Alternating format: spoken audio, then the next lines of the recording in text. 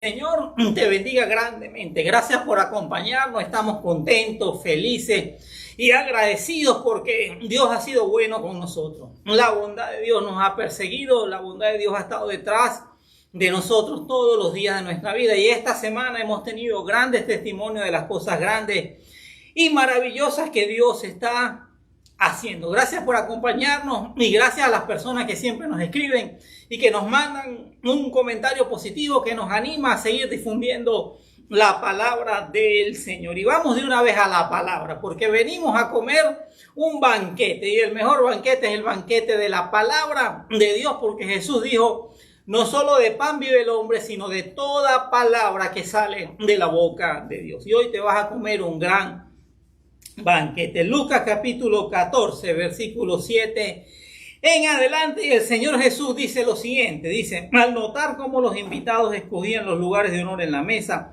les contó esta parábola. Presta atención. Cuando alguien te invite a una fiesta de boda, no te sientes en el lugar de honor, no sea que haya algún invitado más distinguido que tú. Si es así, el que los invitó a los dos vendrá y te dirá: cédele tu asiento al hombre, a este hombre. Entonces, avergonzado, tendrás que ocupar el último asiento. Más bien, cuando te inviten, siéntate en el último lugar, para que cuando venga el que te invitó te diga: amigo, pasa más adelante a un lugar mejor. Así recibirás honor en presencia de todos los demás invitados. Porque todo aquel mismo que se enaltece será humillado, y el que se humilla será enaltecido. Jesús dejó una gran enseñanza a través de la palabra. Y aquí esta parábola queremos describírtela, enseñártela, descifrarla, para que entendamos cuáles son los códigos de reino que están allí adentro. Lo primero es que invitan a Jesús.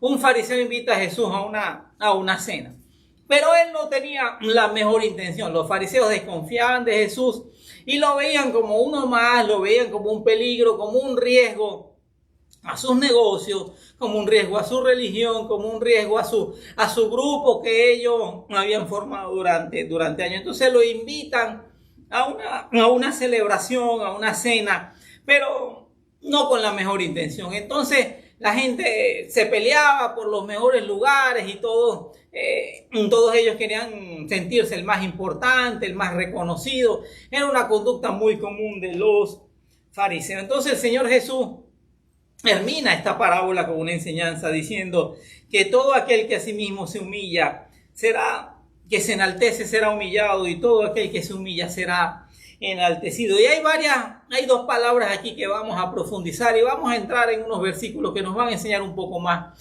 acerca de estos dos extremos, el orgullo y la humildad. El orgullo es algo muy común, lamentablemente muy común en el ser humano, y aún dentro del mundo cristiano, dentro de los creyentes, existe algo que se llama el orgullo espiritual, y es más común de lo que creemos. La Biblia usa diferentes palabras para hablar de orgullo: la arrogancia, la altivez, la jactancia, la pretensión, la vanagloria. Todas apuntan a un corazón que se rebela, que quiere la honra para sí mismo y no para Dios. El corazón orgulloso no quiere someterse ni rendirse a nadie. El orgullo es el pecado más antiguo y es un pecado que más Dios detesta. El Señor Jesús vino a limpiarnos de nuestros pecados. Él pagó el precio de nuestros pecados, y Él anduvo con mucha gente, pero con nadie peleó más sino con los fariseos, porque si hay algo que Dios detesta es el orgullo espiritual, el orgullo religioso. La Biblia habla de dos hombres que vinieron y supuestamente orar delante de Dios, y uno era un fariseo y dijo: ay, te doy gracias, Señor, porque yo no soy como los pecadores, yo no soy como este inmundo publicano que está aquí, sino que yo diezmo, ofrendo, ayudo, oro y hago todas estas cosas. Y dice que él mismo se justificó delante de Dios, mientras el otro, que era un publicano, que era un pecador, se arrepintió delante de Dios y le dijo: Señor, yo no merezco estar delante de ti, pero ten misericordia de mí. Y esos son los dos extremos. Tenemos el extremo del orgullo, aquella gente que siempre está criticando, que siempre está atacando, aquella gente que dice cosas como: el que me la hace, me la paga, Dios es el que perdona, yo no. Gente que dice: no, yo no vuelvo más a ese lugar, yo no visito más a estas personas, conmigo no cuenten, gente que se molesta, como en este pasaje de la Biblia, se hace una actividad en la iglesia, se hace un congreso, y se pelean y se ponen bravos si no les dan el primer lugar, si no los sientan junto a todos los pastores, si no los reconocen en público. Hay que tener mucho cuidado con esas cosas, son muy sutiles. Es uno de los pecados más sutiles, es uno de los pecados más peligrosos, porque es algo que está en el corazón. La humildad es todo lo contrario. La humildad, ser humilde, es reconocer con agradecimiento nuestra dependencia del Señor y comprender que tenemos la necesidad constante de recibir su apoyo, su gracia, su favor y su misericordia. Yo tengo 22 años sirviéndole al Señor y aún en día sigo dependiendo del Señor. No importa cuánto haya aprendido, no importa cuánto haya hecho, nunca debo olvidar que yo debo mantener una total y absoluta sumisión y dependencia a la voluntad de Dios. La humildad es el reconocimiento de que nuestras actitudes, nuestros dones, nuestros talentos son de Dios. No es una señal de debilidad, no es una señal de timidez, no es una señal de temor, sino una indicación de que sabemos de dónde viene nuestra verdadera fortaleza. Nuestra fortaleza viene del Señor. Puede ser humilde y a la vez ser audaz y ser valientes. Una cosa no tiene nada que ver con la otra, porque tenemos a veces un concepto errado acerca de lo que es la humildad. Que humildad es estar así, tranquilito, no hago nada, no muevo nada, no tomo ninguna decisión, no voy hacia adelante, sino algo sumamente pasivo, y son errores que muchas veces la gente comete o cree, y vamos a tratar de profundizar un poquito en eso. ¿Cuál es el mejor ejemplo de humildad que nosotros hemos recibido? Nada más y nada menos que nuestro Señor Jesucristo. Nuestro Señor Jesucristo, durante su ministerio terrenal, siempre reconoció que su fortaleza derivaba de el Padre. Él dijo: no puedo hacer nada por mí mismo. Yo no busco mi voluntad, sino que busco la voluntad del Padre que me envió. Filipenses capítulo 2, versículos 7 al 11, lo describe de una manera espectacular. Dice que, hablando del Señor Jesucristo, sino que se despojó a sí mismo, tomando forma de siervo, hecho semejante a los hombres, y estando en condición de hombre, se humilló a sí mismo, haciéndose obediente a la muerte, hasta la muerte y la muerte de cruz. Por lo cual también Dios lo exaltó hasta lo sumo y le dio un nombre que está sobre todo nombre, para que en el nombre de Jesús se doble toda rodilla de los que están en los cielos y en la tierra y debajo de la tierra, y toda lengua confiese que Jesús es el Señor, para gloria del Dios Padre. Nuestro mejor ejemplo, el Señor Jesucristo. La gran virtud, la gran cualidad, la gran diferencia con nuestro Señor Jesucristo es que Él es Dios. Y todo lo que nos pide a nosotros que hagamos es porque Él lo hizo primero. Todos los ejemplos que nosotros y todo lo que vivimos en el Evangelio, todo lo que vivimos en el cristianismo, es porque nuestro Señor Jesucristo lo hizo primero. Y dice la Biblia que Él mismo se humilló. Era Dios, estaba sentado en el trono, no tenía razón por la cual venir acá, sino por obediencia al Padre. Y Él dijo: bueno, yo voy a ir, yo voy a rescatar a la humanidad, y se humilló a sí mismo haciéndose obediente, obedeciendo el plan de salvación del Padre, el plan de reconciliación del Padre, haciendo cosas que muchas veces en el momento más difícil le dijo al Padre: Padre, si es posible, pasa de mí esta copa. Sabía que venían los latigazos, sabía que venía la cruz, que venían los clavos, que venía la humillación, que venía el dolor, que venía el sufrimiento, y a nadie le gusta eso. Pero el Señor Jesús fue obediente hasta la muerte. Le dijo: Padre, pero que no se haga tu voluntad, no se haga mi voluntad, sino la tuya. Y fue obediente hasta la muerte, una muerte de cruz, una muerte violenta, dolorosa, salvaje. Dicen los estudiosos y los historiadores que a través de la historia de la humanidad, la muerte más dolorosa que ha existido era la que los romanos aplicaban a través de la crucifixión. Y esa fue la que el Señor Jesucristo aceptó por amor a ti, por amor a mí, por amor de los que estamos en este lugar, y por amor a todos los que hemos creído, y por amor a los perdidos, y por amor a los descarriados, y por amor aún a los que lo desprecian. Pero eso trajo una consecuencia. humillarse delante de Dios tiene una consecuencia, y es que Dios te exalta, y es que Dios te bendice, y es que Dios te reconoce públicamente. Dice que Dios lo exaltó hasta lo sumo y le dio un nombre que es sobre todo nombre. Déjame decirte algo, no le des tantas vueltas, no hay un nombre más poderoso que el nombre de Jesucristo. No existe nadie, ni la mamá, ni los hermanos, ni los apóstoles, ni los santos, ni nadie está por encima del nombre de Jesucristo, y no hay otro nombre dado a los hombres mediante el cual podamos ser salvos, y debemos reconocer el nombre de Jesús como Señor y como Salvador.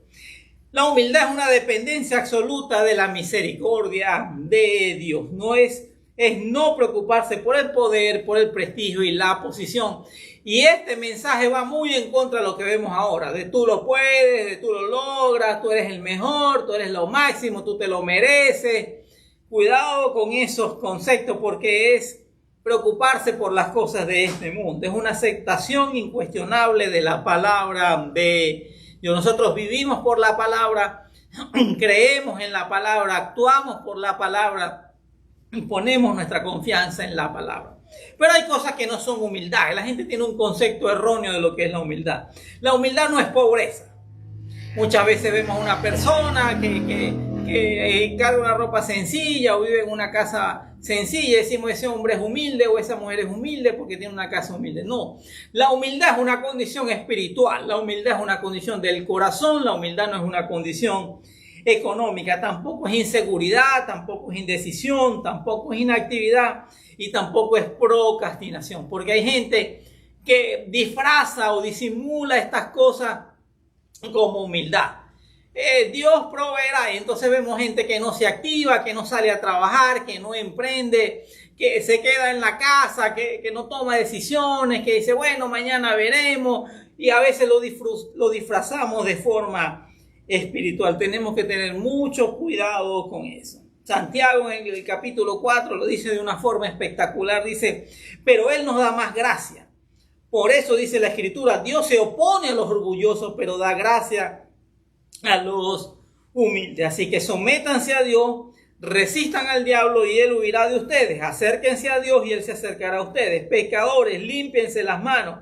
Ustedes los indecisos purifiquen su corazón, reconozcan sus miserias, lloren y lamentense, que su risa se convierte en llanto y su alegría en tristeza. Humíllense delante del Señor porque Él los exaltará. Dice que Dios se opone a los orgullosos y da gracia a los humildes. Si hay algo que tenemos que tener mucho cuidado de examinar nuestro corazón, es que no haya en nosotros esas raíces de orgullo. Es sumamente peligroso, nos aparta de Dios, es algo que a Dios no le gusta, es algo que hace que la mano de Dios, que la gracia de Dios se detenga por un momento mientras sanamos y restauramos nuestro corazón. ¿Por qué? Porque Dios ha establecido en su palabra que Él se opone a los orgullosos, pero da gracia a los humildes. La gente humilde es agradecida, la gente humilde reconoce que todo lo bueno viene de parte de Dios, la gente humilde trata de no quejarse, trata de mantener siempre una confianza en el Señor. Dice que resistamos al diablo y Él huirá de nosotros, pero eso solamente pasa cuando nos aferramos a Dios, cuando confiamos en Dios,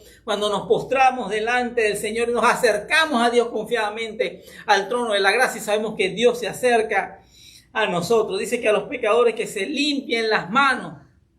Es tiempo de deshacernos de cosas que detienen nuestra comunión con el Señor. Hay relaciones tóxicas, hay personas tóxicas, hay actividades tóxicas en nuestras vidas. Hay gente que es mejor tenerla de lejos. Y dice, los indecisos purifiquen su corazón. Hay gente muy indecisa que dice, sí, lo voy a hacer, sí, voy a tomar la decisión, sí, yo sé, sí, yo lo sé. Hay gente que tiene años sabiendo que tiene que tomar ciertas cosas. Hay gente que tiene años estancada en relaciones peligrosas, en relaciones tóxicas. Hay gente que tiene años esperando tomar una decisión y no lo terminan de hacer. Hay que tomar esa decisión, hay que purificar el corazón, hay que limpiar el corazón y hay que confiar en Dios.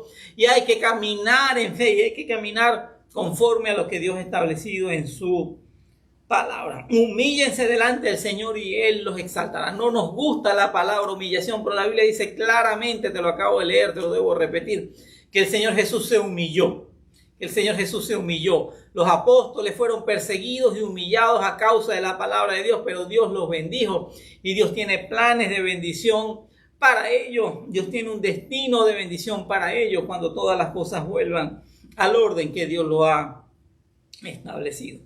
Mateo 23 dice: el más importante entre ustedes será siervo de los demás, porque el que a sí mismo se enaltece será humillado y el que se humilla será enaltecido. La humildad tiene grandes bendiciones. El confiar en Dios tiene grandes bendiciones.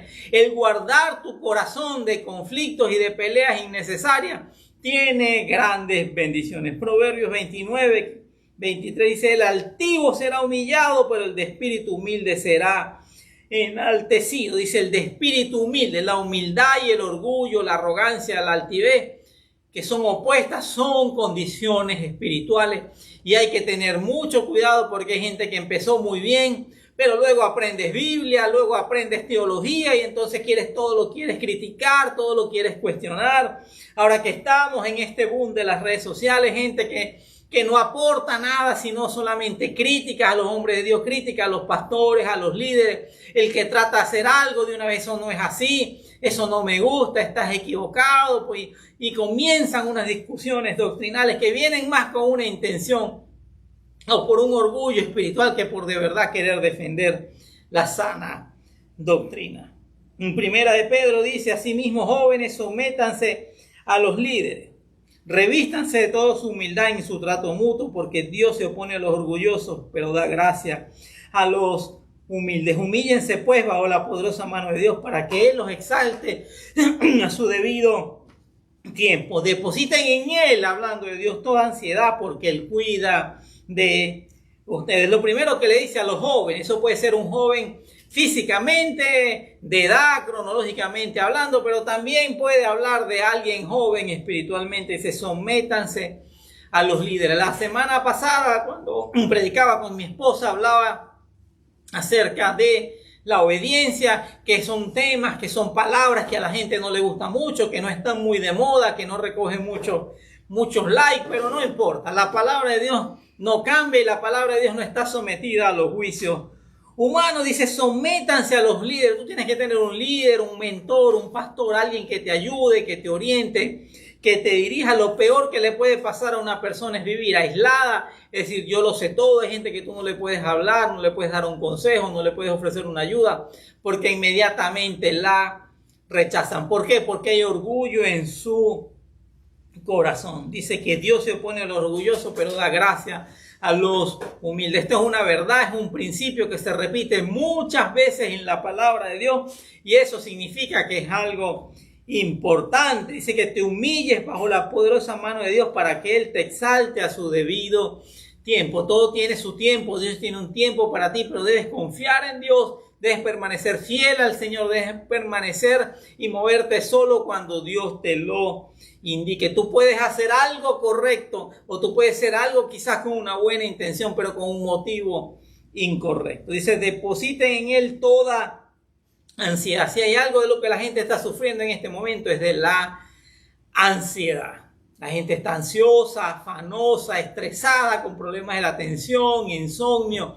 ¿Por qué razón? Porque hay ansiedad. Aún en el pueblo de Dios hay ansiedad. Porque no hemos descansado en Dios, porque no nos hemos humillado delante de Dios, porque no hemos entendido o creído su palabra que dice que Él cuida de nosotros. Tenemos que creer y confiar en Dios, porque Dios cuida de nosotros. El Señor Jesús hablaba con sus discípulos de una forma sencilla. Muchas veces se sentó con el pecador, se sentó en los lugares donde están los publicanos, los recaudadores de impuestos, con las prostitutas, y la gente o los fariseos, los religiosos lo criticaban. Muchas veces fue, le pidió agua a una mujer samaritana y los judíos y los samaritanos no se hablaban, pero él tenía una condición de humildad que nosotros tenemos que aprender de ella. Continuamos, estábamos hablando en principio de la parábola donde el Señor Jesús fue invitado en Lucas 14. Él después le dijo a la persona que lo había invitado: cuando des una comida o una cena, no invites a tus amigos ni a tus hermanos, ni a tus parientes, ni a tus vecinos ricos, no sea que ellos a su vez te inviten y así sea recompensado. Más bien, cuando des un banquete, invita a los pobres, a los lisiados, a los cojos y a los ciegos. Entonces serás dichoso, porque aunque ellos no tienen con qué recompensarte, serás recompensado en la resurrección de los justos. Este fariseo había invitado a Jesús y a sus amigos con una mala intención. Tú puedes hacer cosas en la iglesia, tú puedes hacer cosas en el trabajo, tú puedes hacer cosas en tu casa que parecen bien, pero con una mala intención. Este hombre no invitó a Jesús porque lo quería honrar, porque lo quería bendecir, porque quería aprender de él. Lo invitó porque quería ponerlo a prueba, porque quería ver si le encontraba alguna falla o algún error. E invitó a todos sus amigos, a su clan, a su grupo, a su casta, para que todos disfrutaran de un gran banquete. Se olvidaron de los necesitados, de los pobres. No tenían un corazón sincero y humilde delante de Dios. El corazón religioso tiene una pared, tiene un bloqueo, tiene un velo que no le permite entrar confiadamente al trono de la gracia, porque Dios se opone a los orgullosos, pero da gracia a los humildes. Dice, más bien cuando des un banquete, invita a los pobres, a los lisiados, a los cojos y a los ciegos. Dios es un Dios de amor, Dios es un Dios de misericordia, Dios es un Dios que ha prometido ser el esposo de las viudas, el padre de los huérfanos. Dios ayuda a los extranjeros, Dios ayuda al necesitado y nos pide a nosotros que hagamos lo mismo. Pero muchas veces estamos tan cómodos, que hemos prosperado y nos olvidamos de dónde venimos. Y hay una advertencia para Dios, hay una advertencia de Dios para el pueblo de Israel en el Antiguo Testamento, y Dios le dice, vas a entrar a la tierra prometida. No hay duda de eso. Vas a entrar a casas hermosas, vas a habitarlas, vas a poseer la casa que tú no construiste, vas a tener riquezas, vas a tener ganado, vas a tener grandes cosechas, grandes siembras. Pero te voy a dar una advertencia. Yo voy a cumplir con mi parte, porque yo no voy a detener mi bendición por las cosas que tú puedas hacer en el futuro. Dios no trabaja de esa manera, si no nos daría nada a ninguno de nosotros, porque todos nosotros nos hemos equivocado. Y lo más seguro es que, siendo conscientes, y lamentablemente nos vamos a equivocar más adelante. Y Dios le dice al pueblo de Israel, pero cuídate. Cuando comas, cuando te sacies, cuando disfrutes de todas las bendiciones que tienes, cuídate de no olvidarte de Jehová, tu Dios, que te sacó de Egipto y que te introdujo a una tierra buena, una tierra fructífera. Y quiero hacer una reflexión con respecto a eso, porque eso sigue pasando en este momento. Yo creo en el Dios que bendice, en el Dios que prospera, en el Dios que ayuda, en el Dios que sana, en el Dios que restaura, en el Dios que da nuevas oportunidades. Pero Dios te da una advertencia esta mañana. Cuídate de no olvidarte de dónde Dios te sacó. Es sumamente riesgoso, es sumamente peligroso. Puede traer grandes consecuencias a nuestras vidas. Le pasó a David, un hombre conforme al corazón de Dios. De repente era el gran rey, de repente ya no quería ir a las batallas, de repente ya no quería hacer las cosas que hacía antes, sino que andaba paseando por su terraza. Era un hombre exitoso, próspero, bendecido, y de repente en un momento de descuido puso la mirada donde no la tenía que poner.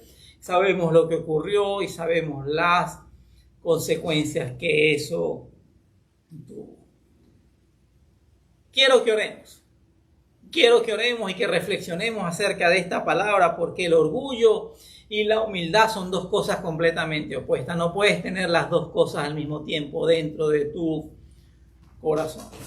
La Biblia dice que por sobre toda cosa guardada, guardes tu corazón, y eso es algo que nadie puede hacer por ti. Eso es algo que tú tienes que, a solas con Dios o con un buen líder, con tu pastor, con alguien que te ayude a identificar esas áreas de tu vida en la que el orgullo se ha ido colando y se ha ido metiendo de manera muy sutil. Y debes poner en práctica la palabra y debes aprender a confesar y a reconocer las cosas que no están bien en tu vida. Oramos. Padre, te damos gracias, Señor, por esta palabra. Gracias por esta mañana de bendición. Gracias porque tú cuidas de nosotros. Señor, queremos pedirte perdón, Señor, por todo el orgullo, por toda la altivez, la arrogancia, Señor, que ha habido en nuestro corazón. Señor, si nos hemos alejado de ti, nos hemos apartado de ti, te pedimos, Espíritu Santo, que entres en nuestro corazón, que limpies nuestro corazón, que saques de nuestro corazón todo lo que no te agrada, todo lo que no sirve, todo lo que impida que tú te muevas libremente en mi vida, sácalo de mi vida. Todo lo que sea un estorbo para mi relación contigo lo quiero fuera de mí en este momento. Lléname de tu presencia, Señor. Te pido perdón por todos mis pecados, por todos mis errores. Yo reconozco que dependo de ti, que todo lo bueno viene de ti. Pongo delante de ti mi ansiedad, mi cansancio, mi afán, mis necesidades. Quiero buscar primeramente tu voluntad, Señor, que es buena, que es agradable y que es perfecta, Señor. Y estoy seguro y convencido que tú que comenzaste una buena obra en mí la vas a perfeccionar. Si tú has hecho esta oración, quiero bendecirte, quiero felicitarte. Comparte esta palabra con otras personas. Hay gran necesidad de la palabra. Hay muchos mensajes confusos, incorrectos, mezclados entre verdades y mentiras, mezclados con las doctrinas de este mundo que le están haciendo daño a muchas personas. Y si tú quieres bendecir la vida de alguien, comparte esta bendición con otra persona. Nos vemos en una próxima oportunidad. Gracias por escribirnos, gracias por estar con nosotros. Y tenemos grandes planes y grandes sorpresas que vamos a compartir contigo en las próximas oportunidades que estemos conectados.